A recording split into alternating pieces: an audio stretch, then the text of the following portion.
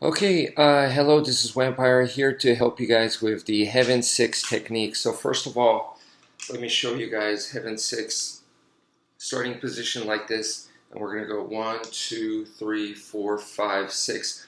1, 2, 3, 4, 5, 6. So it is a continuous motion like so. And yeah, let me switch to the short sticks. It's versatile, and just because I have double sticks right here, it doesn't mean that I need to have two weapons. This could be a single knife, it could be empty hand, but that is pretty much the technique, the Heaven6. So then comes the question, how do you use it in a real life situation? And the first thing, before we even go there, is I see sparring, right? And in a sparring situation, person has double sticks, and the other person probably also has double sticks, or they could have a different kind of weapon. And in this kind of sparring, they're trying to force the Heaven6 in there, all right?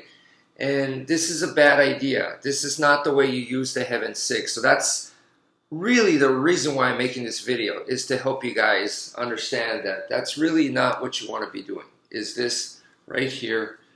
Because when an attack comes in, and to think that you're going to go boom, boom, boom, you have to time that. You have to set them up for that to, if you are going to try to pull that off. Now, I know that it's taught that way.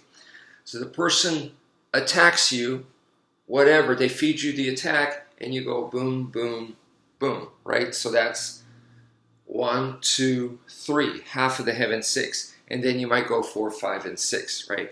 They give me attack over here, and I go 1, 2, 3, and so I'm defanging the snake. The first one is a defense. This could be a parry or block, and then the second one hits them on the hand, and then this one also hits them on the hand, and then 4, 5, 6, I take them out. That's how it's traditionally taught, okay? And look, the fact is, when a person attacks you and you're sparring, so this is closer to real life, right?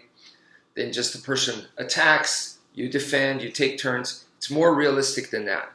So in that sparring setting, when an attack comes in, whatever it is, okay, it's much faster to just like this. Boom, boom, boom, boom, okay?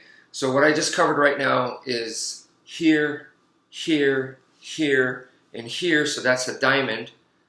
So that's why I call it the diamond defense. But in other words, attack is coming over on my top left side. I'm gonna just do that. I'm gonna swipe it out. And this is, of course, in long range. So now it's coming to my right, top right, boom, like this. I just swipe it out. I get out of the way, I create more distance. This is the fastest, best kind of defense that you're going to be able to do in a sparring type of situation, okay? Instead of trying to force in a Heaven6 from there. So then, the question is, all right, so that's solved, right? And all you guys got to do is test it out. Spar. Of course, I recommend to spar safely, but spar and see. Instead of trying to do this the whole time while you're sparring, the Heaven6, and then they attack you, and you're trying to do the Heaven6 to counter their attack. Or you're going to be like this, and they attack, boom. They attack, boom. They attack, boom. Okay, test it out and see which one you can do. And, I'm pretty sure it's not the Heaven6. So that's clear, okay? And once again, if you don't believe me, please, you don't have to believe me. Just please test it out, all right? That's what's important. Test it out for yourself. Now, then how do we use the Heaven6? That question remains.